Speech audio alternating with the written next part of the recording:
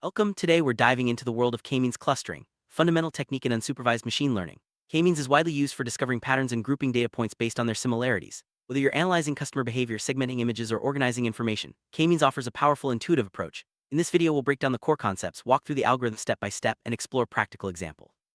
By the end, you'll have a solid understanding of how k-means works and where it can be applied. Let's get started by understanding what clustering means in data science. Clustering is a technique used to group similar data points together. Imagine you have a collection of objects, and you want to organize them into groups where items in the same group are more alike than those in other groups. This is the essence of clustering. It's commonly used in marketing to segment customers, in biology to classify species, and in many other fields. Clustering helps us make sense of large, complex datasets by revealing hidden structures and relationships. Now let's see how k-means fits into the broader world of clustering algorithms. There are several types of clustering algorithms, each with its own strengths. Hierarchical clustering builds nested clusters by merging or splitting them successively. Density-based clustering like DBCN finds clusters of varying shapes based on density. K-means, our focus today, partitions data into a set number of clusters by minimizing the distance between points and their assigned cluster center. Each method has unique applications, but k-means stands out for its simplicity and efficiency, especially with large datasets. Next, let's explore the core idea behind k-means clustering. At its heart, k-means clustering aims to divide a dataset into k distinct non-overlapping groups. Each group or cluster is defined by its center known as the centroid. The algorithm assigns each data point to the nearest centroid, then recalculates the centroids based on the new assignments. This process repeats until the centroids stabilize. The result, groups of data points that are as similar as possible within each cluster and as different as possible between clusters. Let's break down how the k-means algorithm actually works step by step. First step in k-means clustering is to decide how many clusters, k, you want to create. This number is usually chosen based on prior knowledge, domain expertise, or by experimenting with different values. Selecting the right k is crucial as it directly affects the quality of your clustering results. Too few clusters might oversimplify the data, while too many can lead to overfitting. There are techniques like the elbow method to help determine the optimal k. Once k is set, the algorithm can begin grouping your data.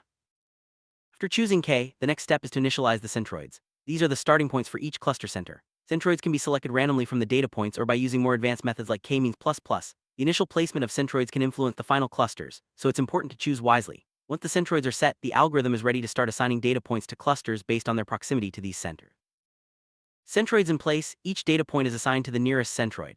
This is typically done by calculating the Euclidean distance between the point and each centroid, then assigning the point to the closest one. This step forms the initial clusters. It's a straightforward process, but it's essential for grouping similar data together. Once all points are assigned, the algorithm moves on to updating the centroids based on these new groupings.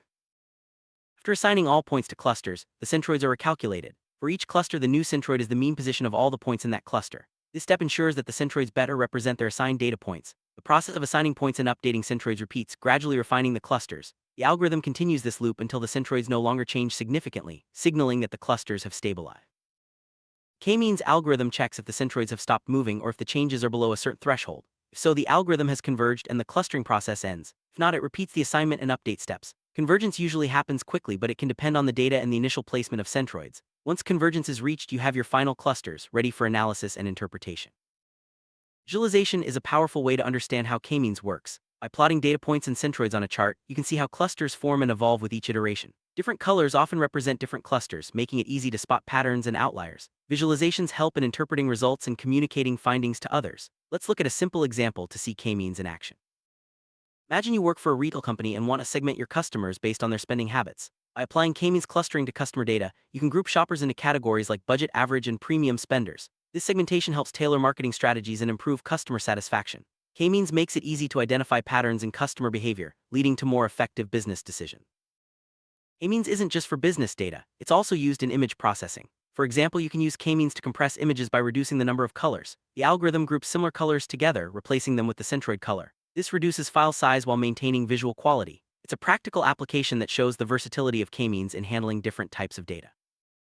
Another common use of k-means is document clustering. By representing documents as numerical vectors, k-means can group similar articles, emails, or reports together. This is useful for organizing large collections of text, improving search, and even detecting topics or trends. Document clustering is widely used in information retrieval and natural language processing.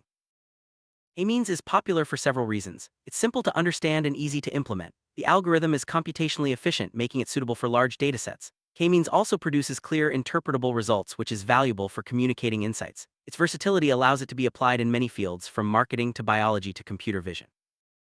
Despite its strengths, k-means has some limitations. It assumes clusters are spherical and equally sized, which may not fit all datasets. The algorithm is sensitive to outliers and the initial placement of centroids. It also requires you to specify the number of clusters in advance, which isn't always straightforward. Understanding these limitations helps you decide when k-means is the right tool for your problem. Selecting the optimal number of clusters, k, is a key challenge in k-means. One common approach is the elbow method, where you plot the within-cluster sum of squares against different k values. The point where the curve bends or forms an elbow suggests a good choice for k. Other methods include silhouette analysis and gap statistics. Experimenting with different k values helps ensure meaningful clustering results. K-means++ is an improved method for initializing centroids. Instead of choosing all centroids randomly, k-means++ selects the first centroid randomly, then picks subsequent centroids that are farthest from existing ones. This approach reduces the chances of poor clustering and speeds up convergence. Using k-means++ often leads to better, more consistent results compared to standard random initialization. K-means typically uses Euclidean distance to measure similarity between points and centroids. However, other distance metrics like Manhattan or cosine distance can be used, depending on the data and application. The choice of distance metric affects how clusters are formed and can influence the final results. It's important to select a metric that matches the nature of your data. For applying k-means, it's important to scale and normalize your data. Features with larger ranges can dominate the distance calculations, leading to biased clustering. Standard techniques like min-max scaling or z-score normalization help ensure that all features contribute equally. Proper preprocessing improves the quality and reliability of your clustering results. Outliers can significantly affect k-means clustering by pulling centroids away from the main clusters. It's important to detect and handle outliers before running the algorithm. Techniques include removing extreme values, transforming data, or using robust clustering methods. Addressing outliers leads to more accurate and meaningful clusters. After clustering, it's important to evaluate the quality of your results. Common metrics include inertia, which measures within cluster variance, and silhouette score, which assesses how well points fit within their clusters. These metrics help you compare different clustering solutions and choose the best one for your data. Once you have your clusters, interpreting them is key. Look for common characteristics within each group and try to understand what makes them unique. This insight can guide business decisions, scientific research, or any application where clustering is used. Visualization and summary statistics are helpful tools for interpreting clusters.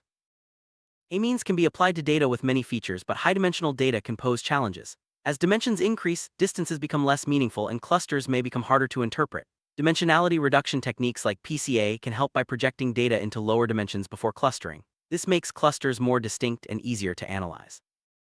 For very large datasets, mini-batch k-means offers a faster alternative. Instead of using the entire dataset in each iteration, it processes small random batches of data. This reduces computation time while still producing good clustering results. Mini-batch k-means is especially useful in big data and real-time applications. How does k-means compare to other clustering algorithms? While k-means is fast and simple, it may not handle complex cluster shapes or noise as well as density-based methods like DBSCN. Hierarchical clustering can reveal nested structures but is slower for large datasets. Choosing the right algorithm depends on your data and goals.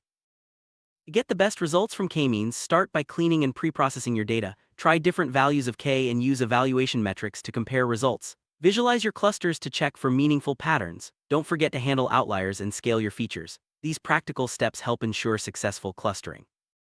Some common pitfalls in k-means include choosing the wrong k, ignoring feature scaling, and not addressing outliers. It's also easy to misinterpret clusters if you don't validate your results. Being aware of these pitfalls helps you avoid mistakes and get more reliable insights from your clustering analysis. K-means is easy to implement in Python using libraries like scikit-learn. With just a few lines of code, you can fit the model, predict clusters, and visualize results. Python's rich ecosystem of data science tools makes it a popular choice for clustering and other machine learning tasks. R is another popular language for data analysis, and it offers robust support for k-means clustering. Functions like k-means make it easy to apply the algorithm, analyze results, and create visualizations. R's statistical capabilities are especially useful for exploring and interpreting clusters. K-means is used in a wide range of real-world applications, from segmenting customers in retail to compressing images in computer vision to organizing documents in information retrieval. Its versatility is unmatched. Understanding how k-means is applied in different industries can inspire new ways to use clustering in your own projects. In marketing, k-means helps businesses understand customer segments and target them more effectively. By grouping customers based on behavior or preferences, companies can design personalized campaigns, improve product recommendations, and boost customer loyalty. K-means makes data-driven marketing strategies more accessible and impactful. Healthcare professionals use k-means to group patients with similar symptoms, treatment responses, or risk factors. This enables more personalized care, better resource allocation, and improved outcomes. Clustering can also help identify patterns in disease outbreaks or patient populations, supporting public health efforts.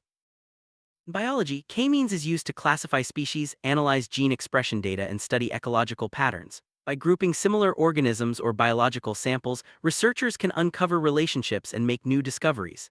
K-means is a valuable tool for organizing complex biological data. Computer vision applications use k-means for tasks like image segmentation, object detection, and color quantization. By clustering pixels or features, k-means helps computers interpret and process visual information more efficiently. This enables advancements in areas like facial recognition, medical imaging, and autonomous vehicles. In finance, k-means is used to detect fraud, segment customers, and analyze market trends. By grouping transactions or clients with similar characteristics, financial institutions can identify unusual patterns, manage risk, and tailor services. K-means supports smarter, data-driven financial decisions. Social media platforms use k-means to group users with similar interests, behaviors, or connections. This helps improve content recommendations, detect communities, and analyze user engagement. Clustering enables more personalized and engaging social media experiences. E-commerce companies use k-means to segment products, customers, and transactions. This helps optimize inventory, personalize shopping experiences, and detect fraudulent activity. Clustering supports smarter business operations and enhances customer satisfaction in online retail. In education, k-means helps group students by learning styles, performance, or interests. This enables personalized instruction, targeted interventions, and better resource allocation. Clustering supports data-driven decision-making in schools and universities. Transportation companies use k-means to optimize routes, group delivery locations, and analyze traffic patterns. By clustering similar destinations or trips, they can reduce costs, improve efficiency, and enhance service quality. K-means supports smarter logistics and transportation planning.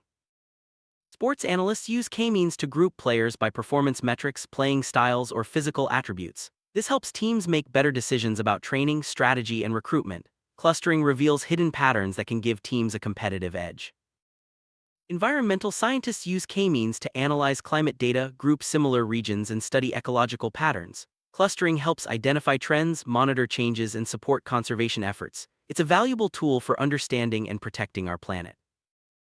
Urban planners use k-means to group neighborhoods, analyze land use, and plan infrastructure. Clustering supports smarter city design, resource allocation, and community development. It helps planners make data-driven decisions for more livable cities.